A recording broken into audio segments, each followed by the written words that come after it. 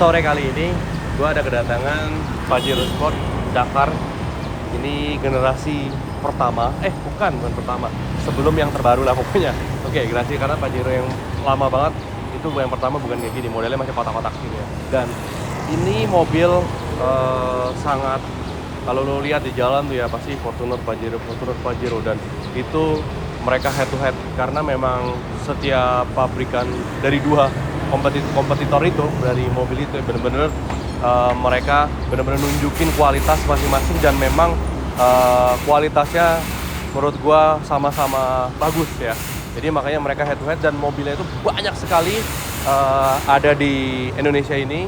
Nah, untuk mobil itu ya, untuk yang setara ini ya, maksudnya sekelas mereka ya, head to headnya lah gitu. Dan mobil ini banyak sekali, dan kebetulan ini memang basicnya diesel gitu kan. Dan mobil diesel itu bener-bener yang pernah kemarin gue bahas di Innova sebelumnya, dan memang mobil diesel itu di Indonesia cukup diminati banyak sekali, karena di Thailand itu di banyak negara lah itu banyak sekali yang meminat untuk mobil-mobil diesel, pastinya Asia ya, karena nggak cuma Asia ding. Nah cuman memang dia untuk di polusi ini memang nggak bisa dipungkiri ya, untuk brand ini kalau suka kalian lihat di jalan itu cumi-cumi darat itu banyak sekali di Indonesia, Thailand, Asia lah pastinya kan. Jadi masih leluasa kalau untuk modif-modif seperti itu. Itulah karena populasinya itu banyak ya, maka part-part modifikasinya juga sangat laku. Contohnya ada sebelah gua ini, di Pajero ini dipasangin Phenom 5, dan ini adalah pelek-pelek asal Thailand juga, dan di sana dari negara asalnya juga emang buat kompetisi, biasanya pakai buat drag seperti itu ya, untuk drag. Dan mobil ini banyak sekali ya dimodifnya, dan memang mobil diesel performanya bisa kita lipat-lipatin ya, berkali lipat, asal tunernya mantep. Di sini gue punya rekomendasi Speedcraft ya, mungkin kalian bisa hubungin Speedcraft. Nah jangan lupa kasih tahu info dari Otomax, nah karena akan dapat diskon khusus pastinya seperti itu. Dan ini Phenom 5 gue mau jelasin sedikit, karena velg ini bener-bener diminatin banyak banget anak-anak kaula muda dan bapak-bapak ya. Dan itu akhirnya pasti yang pernah gue bilang dijiplak, karena itu dengan kalau velg itu udah dijiplak berarti itu velg laku, dan itu velg bagus ya kalau ada replikanya. Dan gue mau kasih tahu perbedaannya apa ya replika. Untuk yang replika ini saat ini udah mulai pinter ya kan.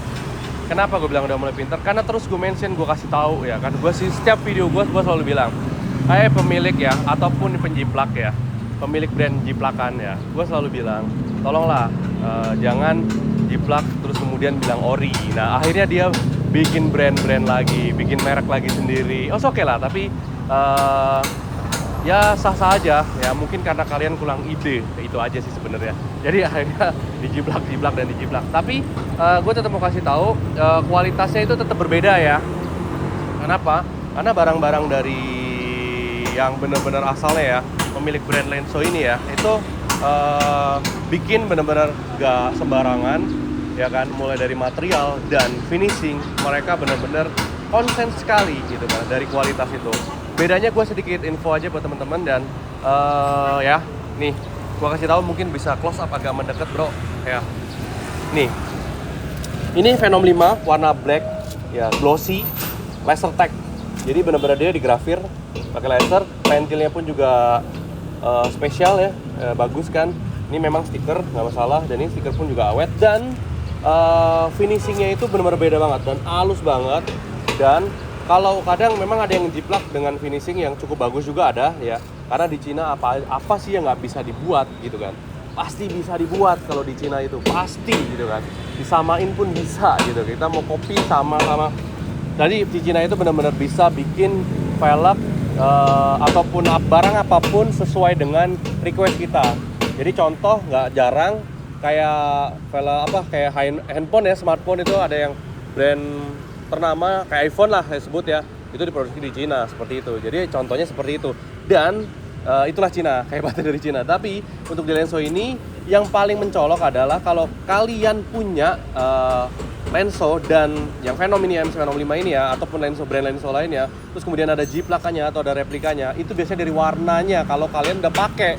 Nah itu mesti hati-hati. Jadi sebelum kalian membeli, pastiin dulu aja, daripada kalian buru-buru gitu ya, mau pengen punya model yang kayak gini gitu ya, daripada buru-buru mendingan kalian sabar karena pasti ada barang ini akan masuk terus gitu kan, tapi memang dia spesial dan limited gitu ya, jadi nggak secara massal, jadi nggak terlalu banyak gitu ya disebar gitu ya, jadi nggak mentang-mentang laku terus dimasukin sebanyak-banyak. Nah, Lenso nggak seperti itu karena dia ngutamain jaga kualitas.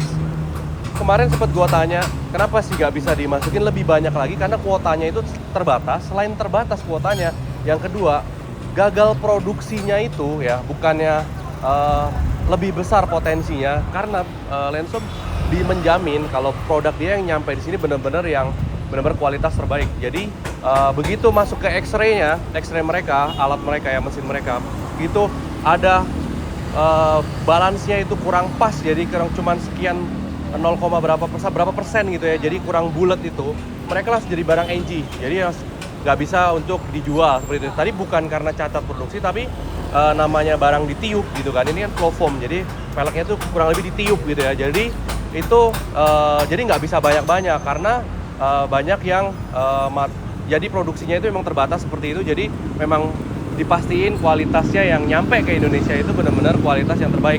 Jadi nggak semuanya yang jadi langsung dikirim, nggak. Jadi mereka ada proses X-ray juga, jadi ngecek auto balance juga gitu ya, sama dengan pabrikan-pabrikan yang ada di Indonesia.